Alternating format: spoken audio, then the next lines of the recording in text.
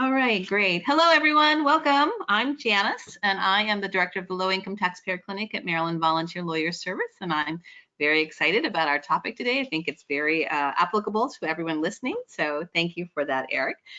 Before we launch into that, I do want to encourage everyone to join us on social media, and these are our links at NVLS. Eric, if you'll please move to the next slide. Great. We are always looking for volunteers. If you are not already a volunteer, it's a great opportunity to put the information that we present to you into practice. And so if you're looking for a pro bono case, we do have our pro bono portal, which is available 24 hours a day. So if in the middle of the night you have an urge to do a pro bono case, this is where you would go. And this is on our website. And Eric, if you'll move to the next slide, this is what it looks like.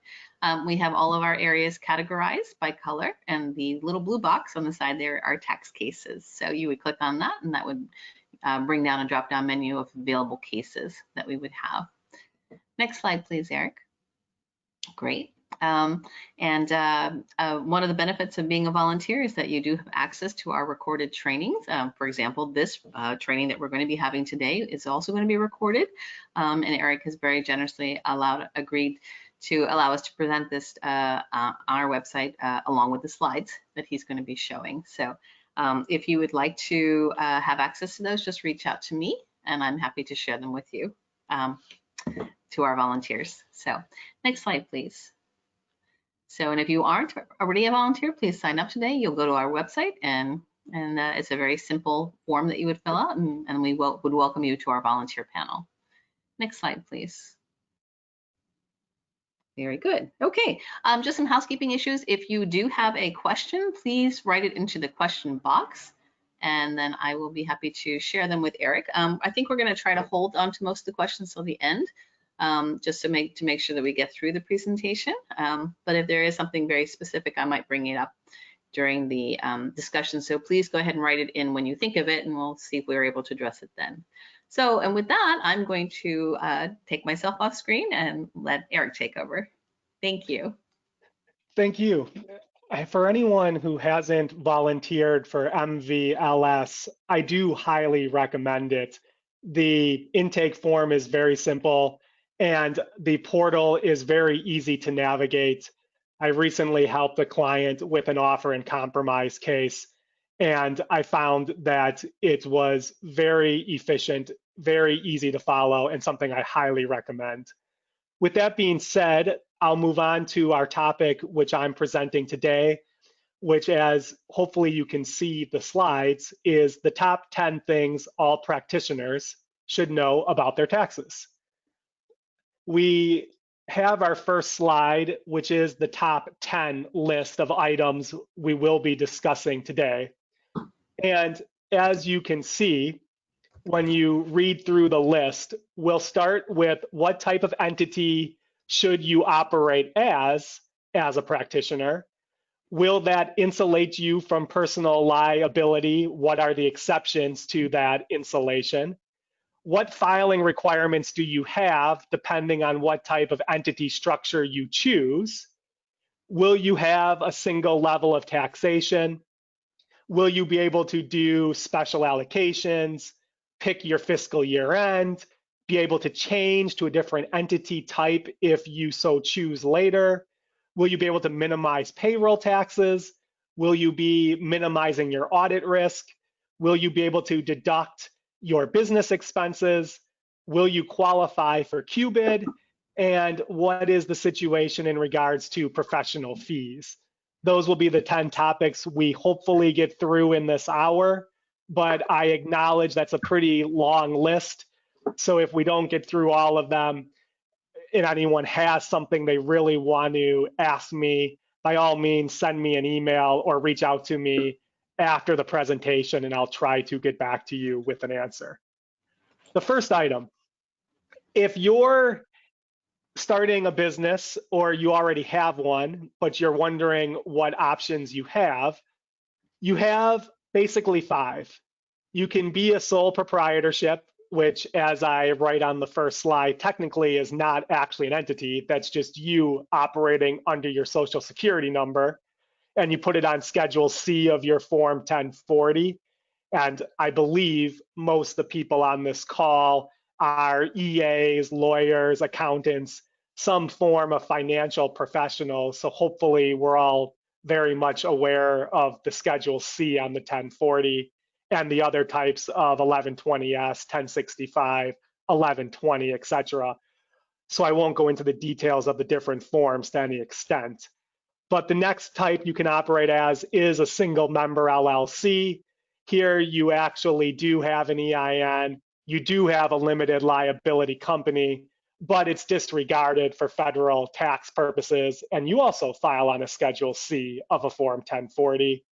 Then we move on to a multi-member LLC, which typically is taxed as a partnership. So you do your 1065. There's the S corporation as an option. Remember that if you're going to be an S corporation and not a C corporation, you do have restrictions on who the shareholders can be. Usually they have to be individuals and certain types of trusts, and usually you want to have people in the US. C Corps, you can have anyone you want be a shareholder, which is one of the main reasons that if you have international financing, that C Corps are what's typically used. If you so choose to operate as a practitioner in the United States, you are going to want to likely not be a sole proprietor because you're going to want to limit your exposure personally. That's the main insulation that we all have when we establish these LLCs or these corporations is we want, if we screw up, for the example I always give is if an entity owns a building and sadly a brick falls from the top floor of that building and strikes some innocent bystander walking by on the head and severely injures that person, and you're worried later that that person's going to come back and sue you, they can only sue the entity. They can't sue you personally. And that's the example I like to give because it is an extreme example, but we get the hint from it, which is I don't want someone coming after me for my personal assets if I screw something up. And I would like them not to be able to take my personal house, which is owned in my individual name. So we usually, anyone who is a informed practitioner is going to be operating as some type of entity and hopefully not as a sole proprietor. But even if you are incorporated or you've organized an entity and you're in good standing, remember you have to be in good standing for the protections in many cases, there are still exceptions. You can't just not pay your trust fund taxes.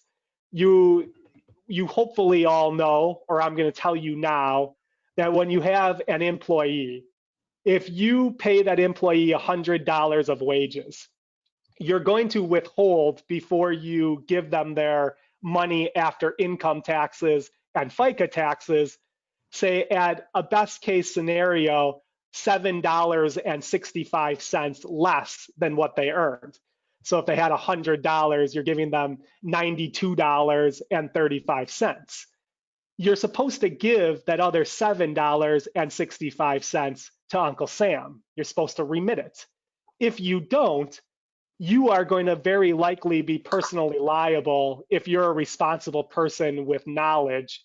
And I am simplifying that definition for when you're liable or not for the trust fund portion. Just because you're incorporated doesn't mean you get out of that. The IRS can still come after you personally. Same thing if you withhold someone's state income taxes, the state of Maryland will come after you. And Maryland has an even easier standard to hold you liable than the IRS does, where if you have the title president, treasurer, or vice president, you're automatically liable. If that's on your Form 1, you're liable by statute. And it's sadly something that I have done and not been able to get out of. I've taken it almost all the way up, and they say it's statutory, you lose. Another time you'll be personally liable is if you have a contract where you personally guarantee something. Well, clearly you've done that by contract and you've chosen now to be a personal guarantor. A lot of times people who start up new businesses will get a loan with a bank, and you'll have to include your house and spouse, a lot of times we say, which means that it's not just the entity the bank can go after, but they can go after you personally if for some reason the entity goes out of business. But you've personally done that and you've allowed yourself to be liable. The last, and perhaps the most important, is torts. If I go out, even in my capacity as an attorney, while I'm working on the job, and I crash into someone because I'm not being responsible, I can still be personally liable for that, even though I was going to the courthouse in my employment with Stein Sperling for a client matter. That's a personal tort, and I can still be liable for that.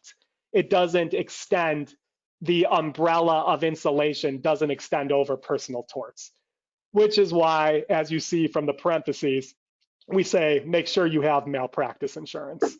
And hopefully all of us do.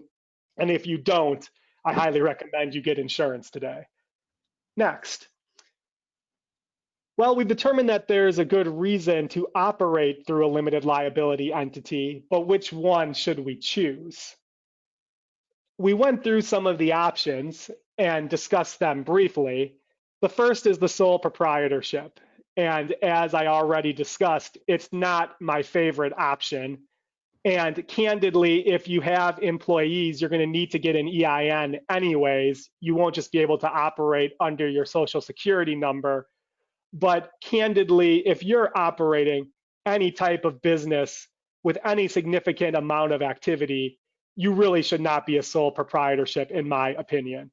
At least become the next option, a single member LLC, so you at least have some level of personal protection. Being a single member LLC is not difficult. Getting an EIN is very simple. You can do it online with the IRS. I think it's a form SS9, but don't hold me to that. It's been a while since I've set up an EIN for an entity because I focus mostly in tax, and we have about a dozen business lawyers at my firm who do that type of work day in and day out.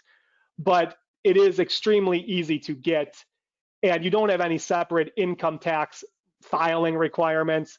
You basically are doing the same thing as if you're a sole prop. So go ahead and form that single member LLC and stay in good standing.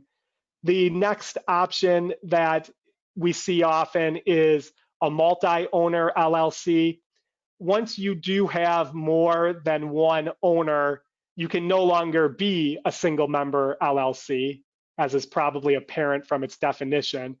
But once you have two people, then you're very likely going to have to operate as a partnership, which is the form 1065, but a partnership in the guise of an LLC. Another option is an S Corp.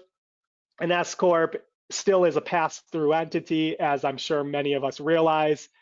You will have to have an EIN, as well as you will with any option here besides a sole proprietorship. You'll have to file the form 2553 and make the election to be an S Corp. And we'll go into more details about some of the benefits of S Corp versus C Corp as we work our way through the slides. And then the last option is to operate as a C corporation. Again, you'll need an EIN, and you will have a yearly filing requirement, which is the form 1120. Next, if I choose some of these options, how hard is the governing documents that I have to do? For a sole proprietorship, the answer is none, because obviously we discussed you're not really an entity. Next, single member LLC, you really only need articles of organization, but some banks do require that you show them an operating agreement, even if it's just for yourself. It's your own operating agreement for your company that you're the full owner. The next, multi-member LLCs, you will need an operating agreement and articles of organization. An S corporation, you will need a stockholder agreement in addition to articles of incorporation and bylaws, which are the same as a C Corp. Ongoing maintenance. If we choose a sole prop, which again, I don't recommend, there's basically none. Single member LLC, also none. partnerships or multi-member LLCs, you will have to have meetings or informal actions. Same for S corporations and C corporations. The main one usually being a yearly meeting at a minimum, but it does vary depending on your articles and bylaws. The big thing we oftentimes see that people are concerned about for why they don't want to be C corporations is we want single level of taxation. Everyone's hoping to avoid double taxation.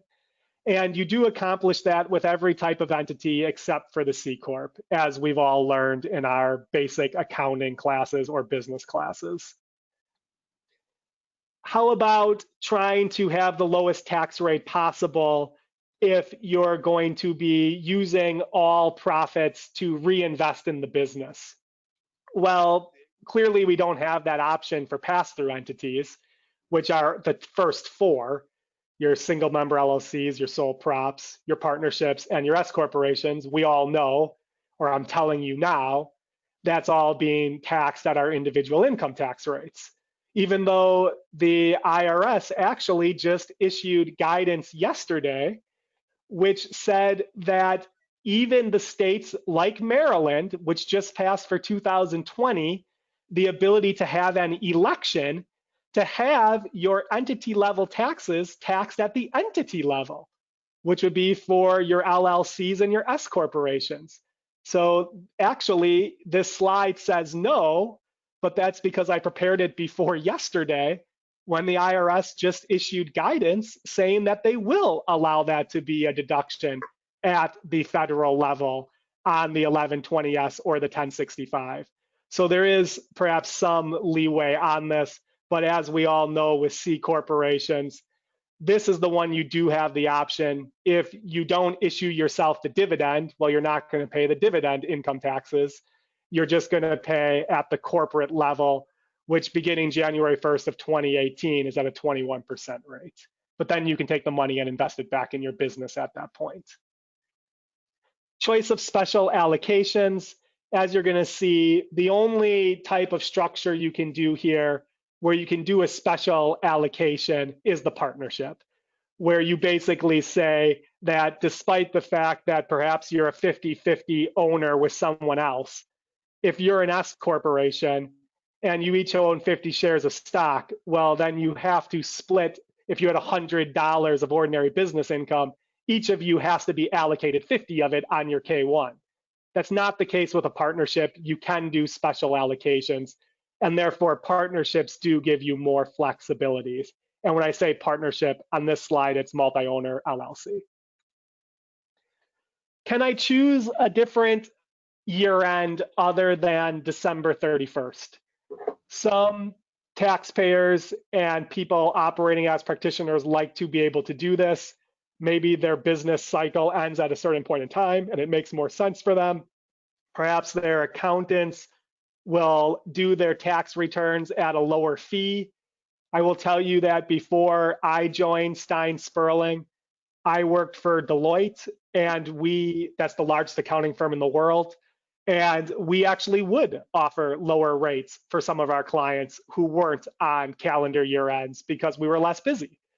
So perhaps you have your reasons that you want to be on a fiscal year end.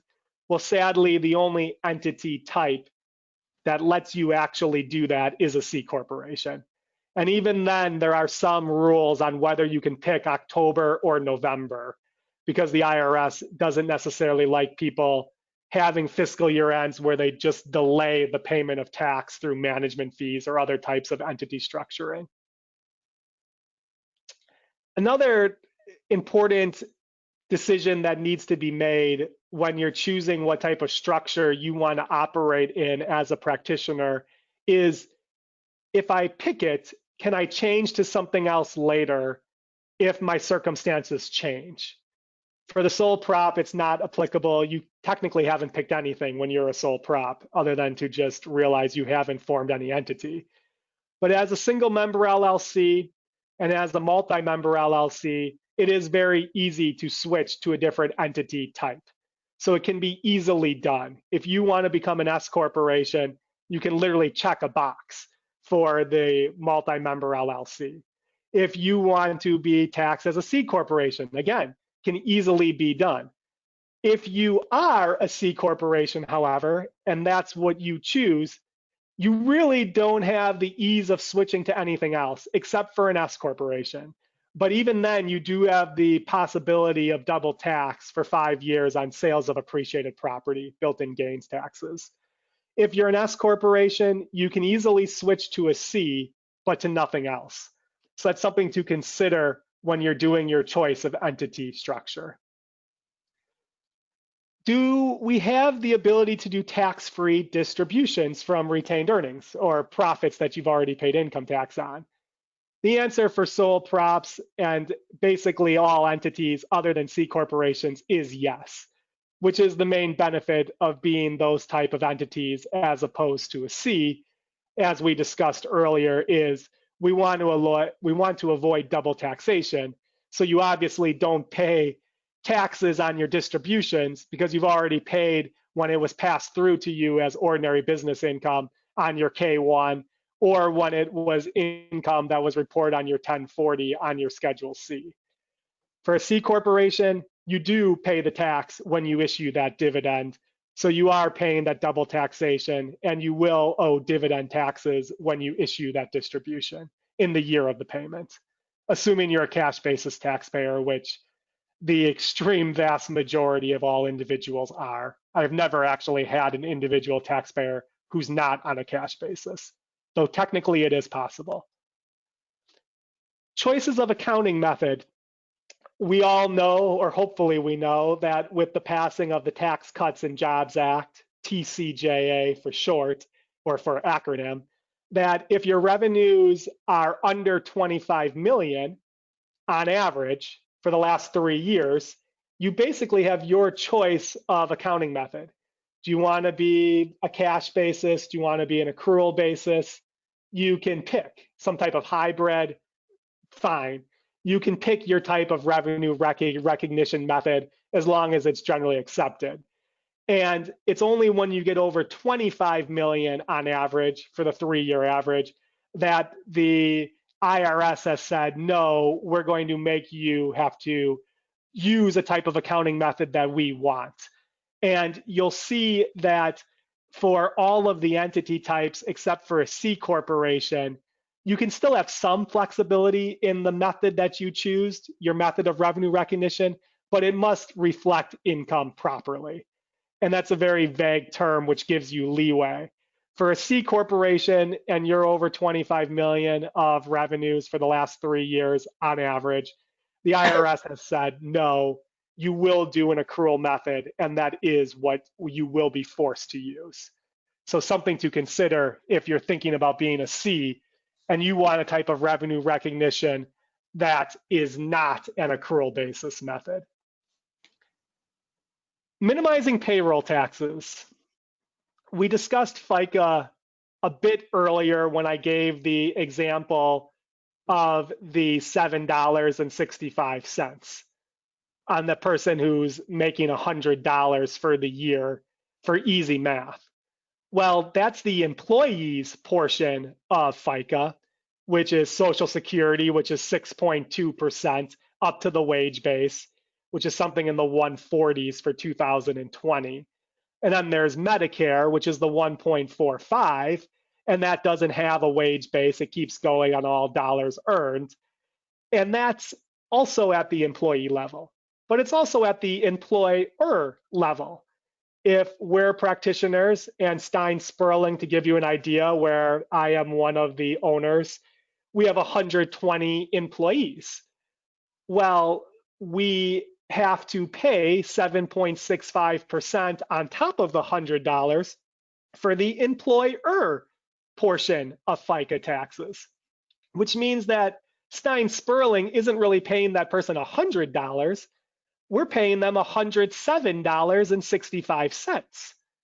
And when we talk about minimizing payroll taxes, it's basically how do we avoid that $15.30? That $7.65 that's being taken from the employee's paycheck and remitted to the IRS, and the $7.65 that the entity is paying on top of that to the IRS to employ that person? And the answer is an S corporation. It doesn't apply to any other type of entity structure except an S. Under an S corporation, which is the main reason that I candidly see them if I'm giving reasons for why people are S corps, this is the number one reason by far in my experience, is that people want to avoid payroll taxes, or employment taxes would probably be the better way to say it. And what happens here is if you're the owner of an S corporation and you're thinking, okay, my S corporation's making $100,000 for easy math without me paying myself a salary, you're going to pay yourself as small a salary as you possibly can. Say that you feel it's reasonable to only pay yourself $20,000. So now the entity made $80,000. Well, on that $80,000 of pass-through income that, yes, you're going to pay income taxes on, you haven't paid the 15.3% of employment taxes. So you just save 15.3% on $80,000. And if you make $100,000 $1 million, the math on that can start to add up really quickly. So one reason I do see S corporations oftentimes used by practitioners is this desire to avoid payroll taxes. But I do caution everyone, this is a tier 1 audit issue that the IRS absolutely hates. And they have made it very clear you must pay yourself a reasonable salary, whatever reasonable is.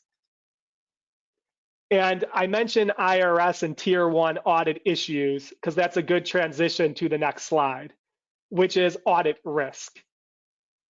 I am a tax lawyer, as you've probably gathered from our discussion, and a big part of my practice is dealing with IRS audits.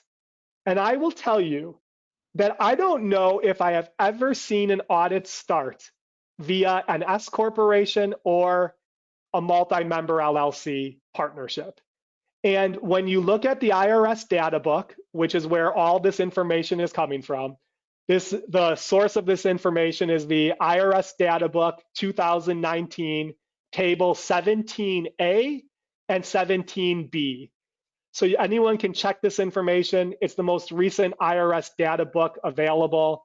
The IRS is on a 9/30 fiscal year end, so they've pretty much just released the 2019 data recently, at least the IRS data book. It's released every year, and I read it within the week it comes out because I find it very interesting. And for those who have looked at the data book in past years, you'll see that these numbers just keep going down, down, down. I've given speeches with this audit risk information for many years, and I will tell you that that 0.1% for S Corps and LLCs used to be 0.4%. That C Corp level used to be over 1%, and this is within the last 5 years. That 1% for sole props and 2.4% for over $1 million was more than double that five years ago. Same thing for single member LLCs because they're treated the same, Schedule C of Form 1040. But what you can definitely see from this is if you don't want to pay a tax attorney, or if you just don't want to be audited in general, because many people on this call can do audits themselves, but you don't want to have the opportunity cost of that, look at how much more significantly less your audit risk is if instead of reporting your business income on a Schedule C via a sole prop or a single member LLC, you do it as an S corporation. We are talking multiples of 10 times higher audit risk if you do it on a Schedule C than if you just do it as a single member owned S corporation, or if there's 2 people and you do it as a partnership. The audit risk is so exponentially less that this is a good reason in and of itself to not be a sole proprietorship or a single member LLC. I understand that we went through some of the additional tax returns you're going to have to file and some of the governing documents you're going to have, and you're going to have to do some level of maintenance in the form of a yearly meeting. But that meeting can be 2 minutes long. For the lower audit risk, it is inevitably worth it if you're someone like me who every month of their life is dealing in a new IRS audit, because they're constantly happening and they can be very expensive and time consuming. And while we talk about audits, well, what causes an audit? We just saw that your type of entity structure clearly reduces your audit risk if you're an S Corp or a single member LLC. Not a single member LLC, an S Corp or a multi-member LLC. And if you're a C Corp, more in the middle. But what basically causes audits is the discriminant index function, a DIF score. And DIF scores are based on red flags. If they see that you're a Schedule C, that increases your DIF score if you're making over $1 million, which is why to lower your DIF score, instead of being a Schedule C business where you make over 200,000 or $1 million, if you're making over $1 million, good for you, very successful business owner, but then make the smart business choice and form an S Corp and be a sole owner just to lower your DIF score, which, as I'm showing you here, causes over 60% of audits. The other things that cause audits are these market segment specialization programs, MSSPs. I actually have had that happen where I've actually had 3 audits in the same area of the same type of business in the same 6-month period. And one of the things I asked the chair of our tax group was, and his name is Dave DeJong, and I said, Dave, don't you think it's strange that we have all these audits of this type of business in this area? And he said, no, they must be doing an MSSP. And he was almost certainly right, because I haven't had another type of that business in five years. So clearly they were doing a market segment specialization program, and it was unfortunate for those 3 businesses that were just being audited that hired us to represent them. You also have about 1 in 10 audits arrive from whistleblowers. And for those who haven't had a whistleblower client, I have had multiple, and it does exist. If you do have a client who wants to turn in a corporation where, say, they work or some other type of familiarity that they have, and they have information that leads directly to an assessment of tax, and if that tax leads to over $2 million of tax collected, the IRS will give them a portion of the proceeds received. You have to negotiate what that is, but we've had some which have been 20% of the amount. I've had a whistleblower who got $10 million, and it can be really big money. For that person, we actually were trying to change their state of residence before they got, and domicile before they got the money, but it does exist and it does happen. Another 1 in 10 is the result of disreputable tax return preparers. I have represented some of these people, and these are very tough audits for these people. If you are on this call and you are a tax return preparer and you are being audited by IRS, there's actually a special group that does it. They're not out of Maryland, so you wouldn't have Maryland revenue agents doing it. You'll have people either in Delaware or Pennsylvania, in my experience, doing it, who focus on these type of audits. And if you do not have representation, by all means, please call me or call someone, because you're doing yourself a disservice if you don't. And it can be a very tricky situation to get yourself out of. And there's a lot of times criminal exposure, which is why they have a special unit that works closely with CID. So those are your main ways of having an audit, and the exemplifying the point of pick the entity structure that reduces your DIF score, which is the S corporation, or if you have more than one owner, the multi-member LLC. Moving on. Hopefully we're all familiar with the Tax Cuts and Jobs Act at this point. It's been a couple of years now, more than that actually. Remember that your business entertainment paid or incurred after 2017 is eliminated. We used to be able to deduct 50% of entertainment. Now we cannot. And business meals, however, do remain 50% deductible, which was the old rule. There are some extreme situations, and there have been some tax court decisions which do allow 100% of business meals in some situations, but that's not the norm. The norm is 50% deductible, and that remains the rule to this day. The issue that I see a lot of times when I'm helping clients with audits is, where does entertainment stop and meals begin? What if you're going to an extremely fancy restaurant where the ambiance is amazing and there's live music? Are you paying for the meal or are you paying for the entertainment?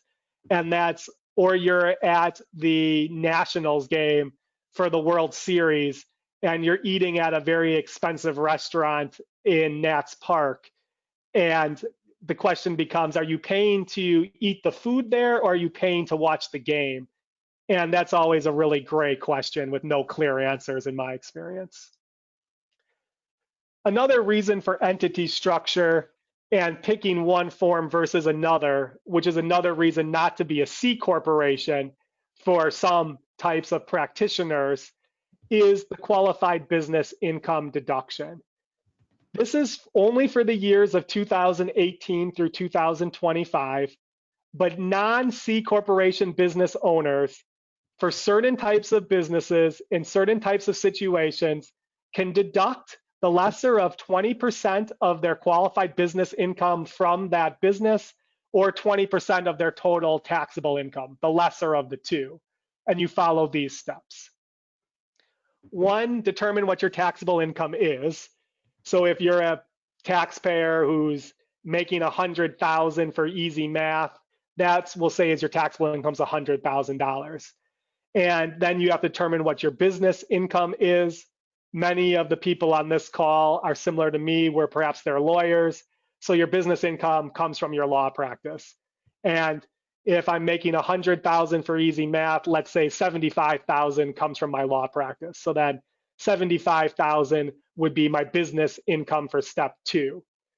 Well, there is a threshold number here, which is that if you're under $315,000 and you're a joint filer, and that's for the 2018 year, this is COLA adjusted, so it's slightly higher now in 2020, or $157,500 for a non-joint filer, well, then the good news we're going to learn later is, even if I'm a law firm, I can still take the QBID deduction, even though that's a specified service trade or business.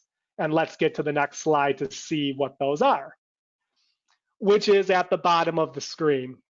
There's going to be a distinction once you get over $415,000 of taxable income on a joint return, or $207,500 of taxable income on a non-joint return, which is going to say that if you're one of these specified service businesses, and I list them below, which is health, doctors, law, lawyers, consultants, athletics, financial services, brokerage services, or any business where the principal asset is the reputation or skill of one or more individual, then you're not going to qualify no matter what. If your taxable income on your 1040 is over $415,000 on an MFJ return, or $207,500 on any other type of return.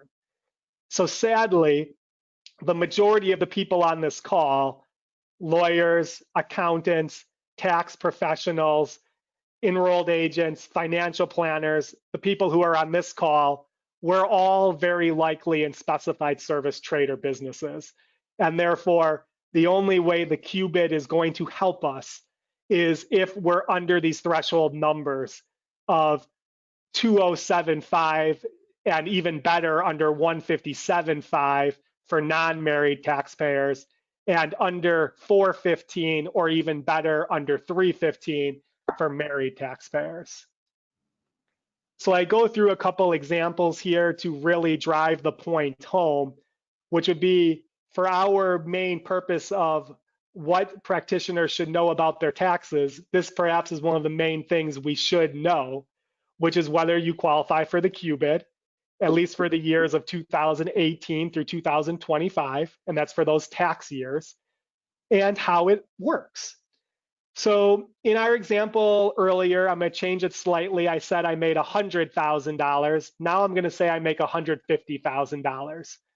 And as you know, as I've told you, I'm a partner at a law firm. And my law firm in this example, out of my $150,000 of income, $100,000 of it came from my ownership in Stein Sperling. The other 50,000 would have been perhaps I did some independent contractor work, or perhaps I had some interest income from savings in a savings account. It can be from anything, you name it. But for purposes of determining the QBID, the first thing we do is we say, okay, your taxable income for you, Eric, assuming that you're not married, in my example, is capped at 20% of all of your income. So that would be $30,000. However, it's also capped at 20% of the income that you made from the business, which is the one that's giving you the qualified business income deduction, which in this case is 20% of 100,000, which is $20,000. So now if we say, instead of me being a single member LLC, or me being a partner in a partnership in a multi-member LLC, let's say I operate as an S corporation. Because remember, C corporations don't get this at all. So now if I'm an S, and we have to determine what reasonable compensation is, because the IRS is going to say I have to have some type of reasonable compensation. And let's say we're fairly aggressive and say that's only $40,000 on 100,000 of income that flowed to me. Well, then I only get to take the QBID in that example on $40,000, because you have to take the 100,000 of income. And actually, I apologize. I said my salary is going to be 40,000. We're going to be a little bit more reasonable and say it's 60,000, which would probably be a much more reasonable comp if I made 100,000 to say that my salary should have been 60 to earn that. So that gives you 40,000 left, which means then my QBID is capped at $8,000. So that gives you an example of why perhaps a partnership is actually better than an S corp for purposes of determining the QBID. Next, and the reason being, remember that for partnerships, you do not pay yourself salaries.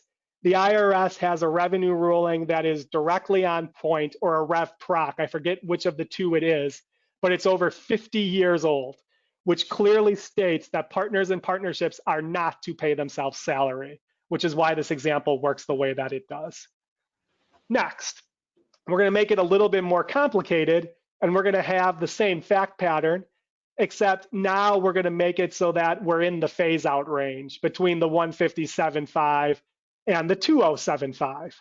Well, under that situation, we do step one as always. Now I made 187,500 for my taxable income for the year. And then we go to step two, assuming that I'm operating as a partner in a partnership of a multi-member LLC.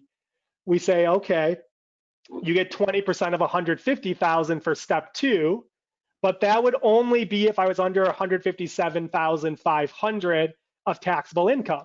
Because I'm over that, and I'm over that by 30,000 out of 50,000, I only get 40% left of the possible QBID, which makes it $12,000. And this is showing you how you do the phase out.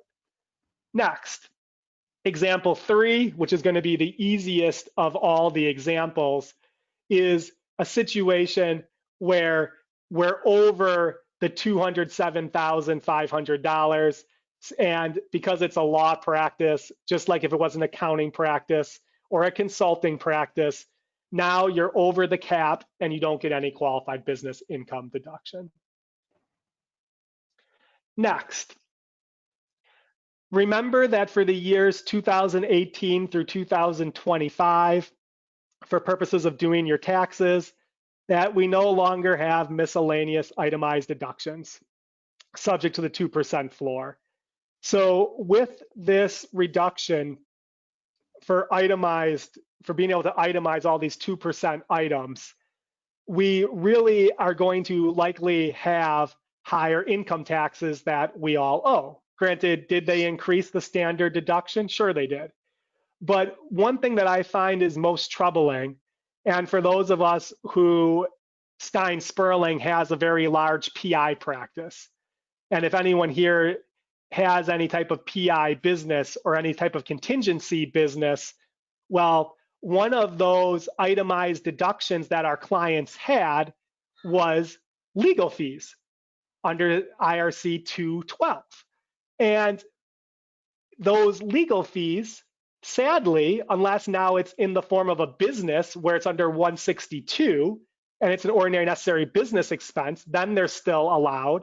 But if it's for the production of income, say you are hired to get an award for a client, and let's say you get them $300,000. Well, you're going to take a 1/3 contingency fee, like Stein Sperling does on our PI cases. And then the plaintiff, let's say they had to pay you, which they just did, $100,000. Now they can't take that as an offsetting deduction because they've lost the ability to claim that deduction. So now, after taxes, the plaintiff's recognizing $300,000, but after they get done paying their taxes on $300,000 and paying you, this is actually from a live example that we have in our firm. We did the math. We had a client who only in the end netted $65,000 after paying us and after paying all their taxes, which is sadly, in my opinion, a not very fair result for someone who's been severely injured and getting an award of $300,000. Sadly, our lawmakers don't always think about this when making laws that perhaps they think are going to raise revenue to let them, say, lower tax rates, marginal rates, but can very, very much affect other people and put them in a really bad spot, which is why I like to use this slide to show it. If we have any family law lawyers, which I do a lot in the family law world as an expert witness on financial tax, valuation, tracing matters, you name it, over, I'd say at least 50% of my billable time is actually in marital divorce cases these days as an expert. Well, under the old rule, there was the ability for the people in the marriage to deduct my fees and to be able to deduct their attorney's fees when they're trying to obtain the production of income, i.e. secure alimony, or if there was matters of tax advice or breaking out child support and alimony, or doing all the work that our family law attorneys do, or that we help the family law attorneys do as experts, or as just CPAs and practitioners who are helping a client going through a divorce. They used to be able to deduct these fees. Well, now they can't. And again, that can be a really tough pill to swallow when these fees can be very expensive and the amount they're getting doesn't overly compensate them for that. So in summary, in almost exactly 50 minutes to qualify to save 10 minutes for questions if we have any, if you are a sole owner of a professional practice and simplicity is the most important to you and you have modest business income, then I say I would consider a single member LLC. But if you're trying to save payroll taxes and or you're trying to avoid an audit and you at least want to get some QBID and you qualify, then an S corporation may be the best structure for you to pick to minimize your taxes. Remember, in that S corp example, you do have to pay yourself a reasonable salary, which will reduce the amount of your QBID, but you still hopefully get some of it. If alternatively, you're hoping to accumulate profits because you want to just keep investing back into your business, well, then a C corporation may be the best way to go. And there is also some benefits for being able to deduct long-term care insurance under a C corporation. So those are the main points and the top 10 list that I had. And it looks like we accomplished it in almost exactly 50 minutes. I am unable to see if there are any questions in the chat box, so I'll have to defer to Janice to tell me if there are any. And if not, I've enjoyed speaking. Great, thank you, thank you. So yes, there are a couple of questions. The first question is whether or not there is a handout. And so I'm going to respond to that one and just let everybody know that Eric has very kindly agreed to allow us to share his slides as well as the recording. So if you would like to reach out to me, I'm happy to share that with our volunteers. So the second question is about the election to PTEs paying tax at the entity level. Eric, are you able to go back to that slide perhaps, and we can? It's actually not on a slide because the IRS just issued the guidance yesterday, earlier this week. Right. So the question is that just for state and Maryland returns or for federal tax as well? It's going to be a situation where we all know that one of the itemized deductions was state and local income taxes. And the TCJA and Maryland, for those who didn't know, was the #1 itemizing state in the United States. So we had about 49% of Marylanders itemize their deductions the year before the TCJA was passed. And we're also thinking, well, this is really unfortunate because one of the itemized deductions we all got on Schedule A was our state and local income taxes. So all these states started trying to think of clever ways to still get some of the benefit of state and local income taxes, which we all know there wasn't any at the entity level because we all just paid at the individual level. Well, one thing that Maryland just did for 2020, and they've made it elective. And the IRS specifically said in their guidance yesterday that even elective is allowed. New York is another state that made it elective. Some states made it mandatory and not elective, and DC, I believe, is one of them. I believe New Jersey also is, but don't hold me to those states. I try to pick ones in this area. But the way it is going to work now is when the entity, so now if we check the box, actually I don't know how it's going to work, but if you make the election for your pass-through entity, let's say we're an S corporation, and they were specific, it applies to partnerships and S corps or single member LLCs, whatever you want to call them, and you elect to have it apply to you. Let's say we're a single owner S corp to make it easy, and I'm the owner, and I say I'm going to have this apply. I'm now going to pay my state and local income taxes, which I would otherwise owe individually as a pass-through at the entity level.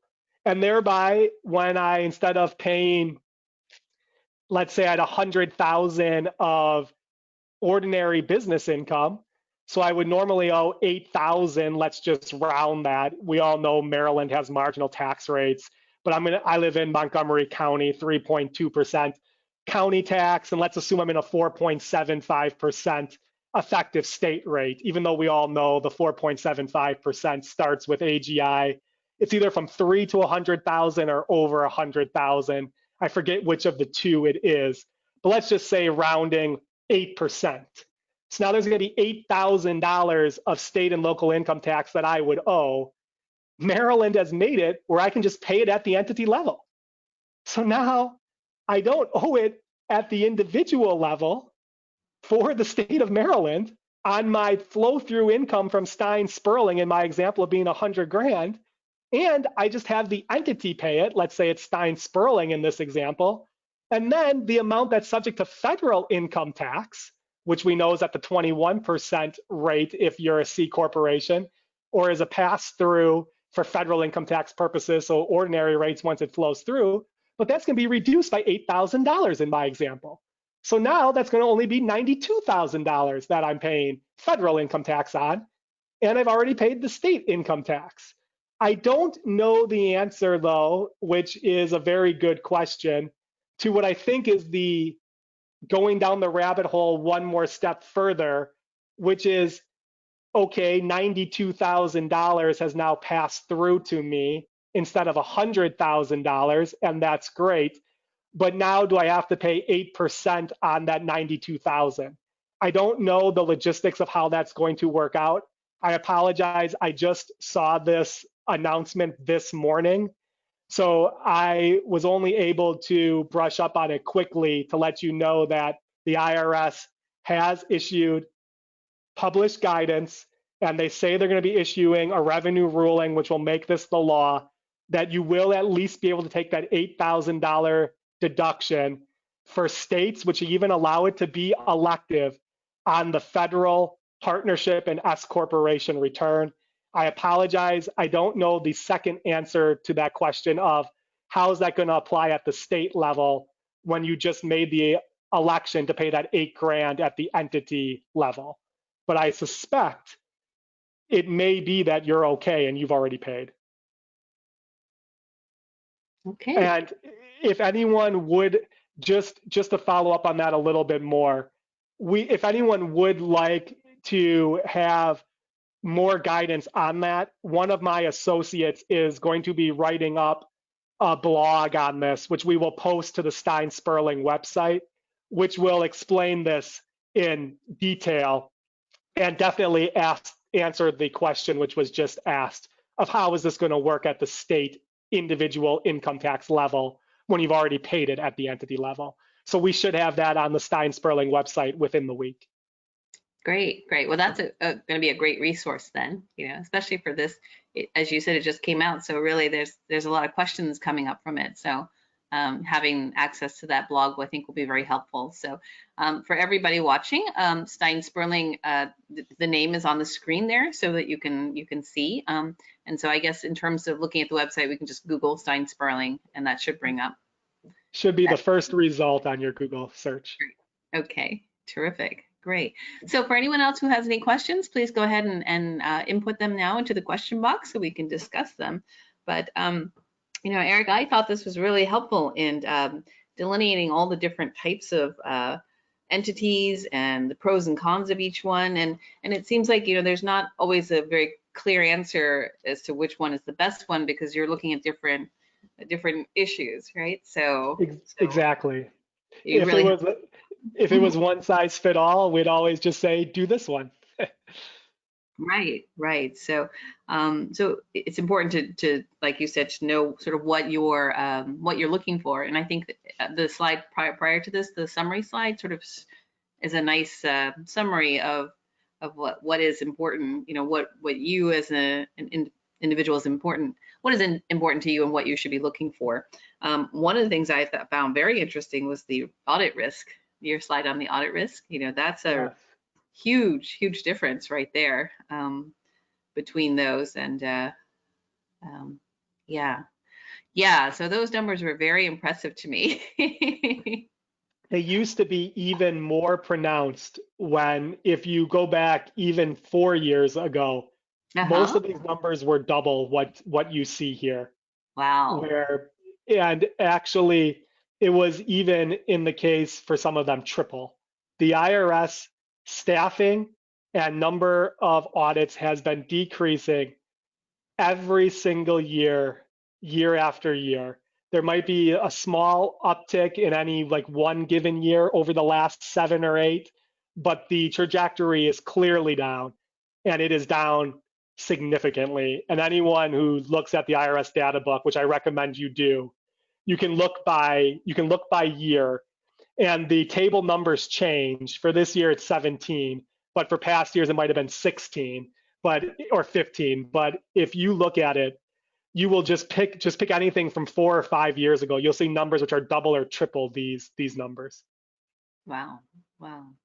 And then sort of in terms of this information, the audit risk, just to share with our audience about our MVLS clientele, there are many of our clients who actually just are sole proprietors because they are just doing their business. So they're not recognizing, they certainly don't understand all the benefits and risks of all these different types of entities. And so they might be doing something on their own. And so they are at very high risk of an audit. So we do see that quite a bit in our population, even though they are low income individuals. So it does happen quite a bit. Some other questions: where do you get the IRS data book? If you do a Google search, it's free. And if you type IRS data book, I believe it's the first result that comes up. Okay, great. And it's a very great resource. Like I was saying, I read it every year. Okay. And then a question is, someone has a client who's a daycare provider. Yes. Wants to change from her LLC to an S Corp. Is that, how would one make a change, and can that be done at the end of the year I guess because now we're so far at the end of the year now, is that something that needs to happen early on? Is there a time period? Can you switch back and forth like that? You can, and that's very easy to do. Switching from an LLC to an S corporation is very, very simple, and it's definitely, I believe, and I forget the form, I believe it's a one-page form. And my understanding, and don't hold me to the date on this because I'll be honest, I have my business partner people help people do it. You say you want to do it come January 1, I believe, but I would need to double check. I believe you have to do it within 2.5 months of the year in which you're trying to make the election. So I believe you actually could even miss January 1st to make it and still be okay. And I believe it's a simple one-page form. Okay. I know it is extremely simple and it gets routinely accepted. In fact, I'm not aware of a time where we haven't had a client who wanted to switch where we have not been able to. So if a client decides to switch sort of mid-year or after they've been operational, then do you have to sort of look at two different situations where they're taxed as an LLC for the first half of the year and then as the corporate for the second half? You would do a short year return usually in that situation, yes. So I do find that the question that was asked is the one that I see the most, where we're usually trying to have it be the calendar year end, where then the new entity or the new form of entity starts January 1st because of the example you just gave, where otherwise you're preparing two returns, two short year returns if you do it mid-year.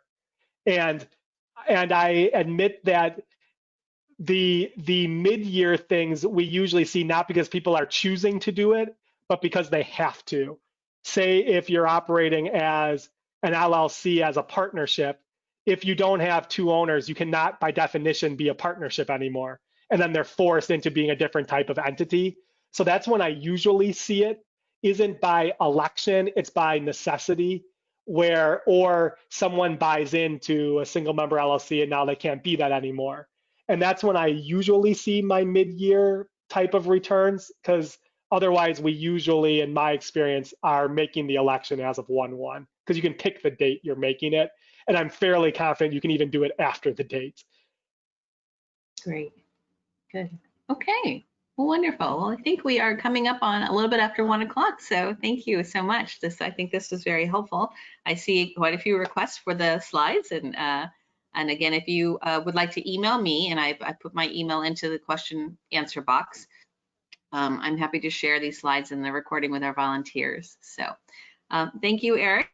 This has been tremendously helpful, and I'm seeing a lot of compliments about this presentation in the comments here. So thank you. One last thing I just want to remind everybody, today is National EIP Registration Day, and that's the Economic Impact Payment. So the IRS is making a big final push for those individuals who are non-filers to access the non-filer portal on the IRS website, and the deadline for that is going to be November 21st. So happy EIP Registration Day to you. So, all right. Thanks so much, Eric, and thanks everyone for joining. Take care. Thanks for having me. Bye. Bye.